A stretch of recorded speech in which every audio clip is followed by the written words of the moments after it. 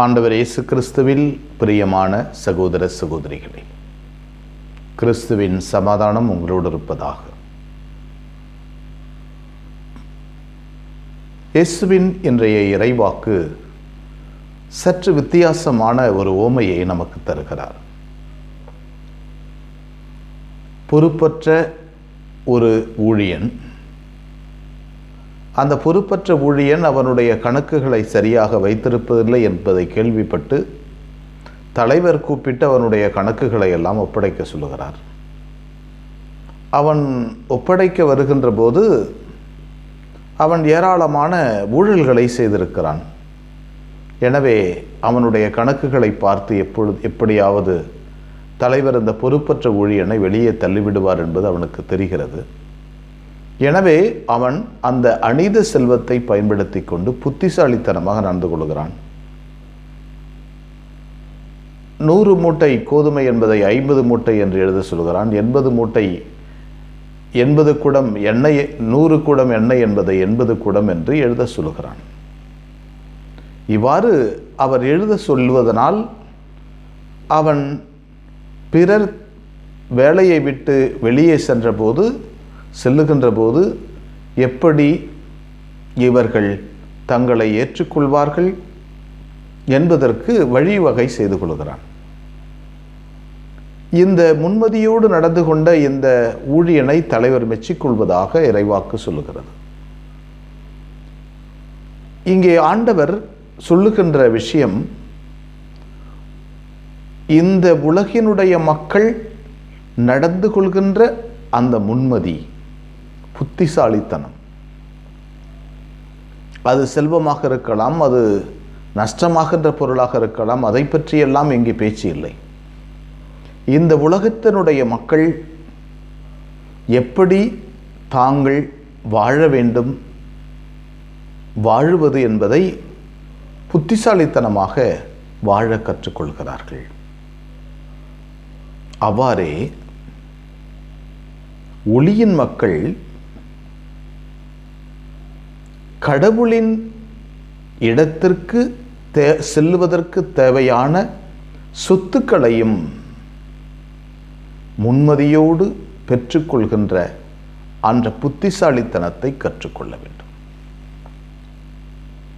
கடவுளுடைய வீட்டிற்கு செல்லுகின்ற போது கடவுளுடைய வீட்டில் சொத்துக்களை சேர்த்துக் கொள்வது எப்படி? ஆண்டவருக்கு பிடித்தமான முறையில் இந்த உலகத்தில் வாழ்ந்தால் சொத்துக்களை சேர்த்து கொள்ளலாம். ஆண்டவருக்கு பிடித்தமான நபர்களோடு, ஏழைகள், கைவிடப்பட்டவர்கள், இவர்களோடு, நமக்கு அந்தஸ்துக்கு இணையாக இல்லாதவர்களோடு நாம் சகவாசம் வைத்துக்கொண்டு நம்முடைய சொத்துக்களையும் பொருட்களையும் திறமைகளையும் அவர்களோடு பகிர்ந்து கொள்கின்ற போது நாம் முன்மதியுடையவர்களாக மாறுகிறோம்.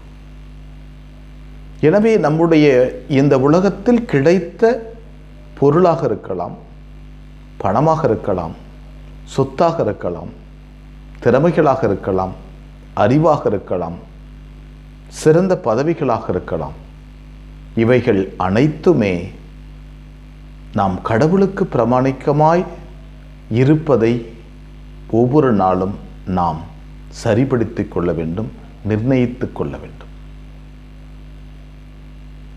அப்படி நிர்ணயித்துக் கொண்டால்தான் நாம் ஒளியின் மக்களுக்குரிய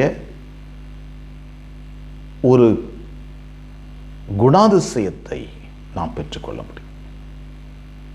எனவே ஆண்டவருக்கென்று வாழுகின்ற பிள்ளைகளாகிய நாம் இந்த குணாதிசயங்களை கற்றுக்கொள்ள அழைக்கப்படுகிறோம். முன்மதி உடையவர்களாக வாழுகின்ற போது எப்படி வாழ வேண்டும் என்று கற்றுக்கொள்கின்றவர்களாய் நாம் இருக்க கற்றுக்கொள்ள வேண்டும். எனவே நம்முடைய வாழ்வின் முறையில் கடவுளுக்கு பிடித்தமானவர்களாய், பிடிக்காதவற்றை ஒதுக்குபவர்களாய் நாம் வாழ கற்றுக்கொள்ள வேண்டும். திருத்தந்தை 16ஆம் ஆசீர்வாதப்பர் சொல்லுகின்ற போது, மனிதன் எப்பொழுதும் நல்லவைகளுக்கும் தீவைகளுக்கும் நல்ல காரியங்களுக்கும் கெட்ட காரியங்களுக்கும், உண்மைக்கும் பொய்மைக்கும் இருக்கின்ற போரில் தினம் தினம் அவன் வாழ்ந்து கொண்டுதான் இருக்கிறான். அவன் கடவுளின் அருளால் எப்பொழுதும் நல்லவற்றையே தேர்ந்தெடுக்க வேண்டும் என்பதுதான். ஆண்டவரின் பிரசன்னத்தில் கூடியிருக்கின்ற நாம் அந்த தேர்ந்தெடுக்கக்கூடிய நிலையில் நமக்கு கடவுள் அருள் வேண்டும். அந்த அருளை ஆண்டவர் நமக்கு தொடர்ந்து தந்து கடவுளை நோக்கி நாம் பயணம் செய்ய அருள் வேண்டுவோம். எங்களை வழிநடத்துகின்ற ஆண்டவரை இமை போற்றுகிறோம். இந்த அற்புதமான நாளுக்காக நன்றி சொல்கிறோம்.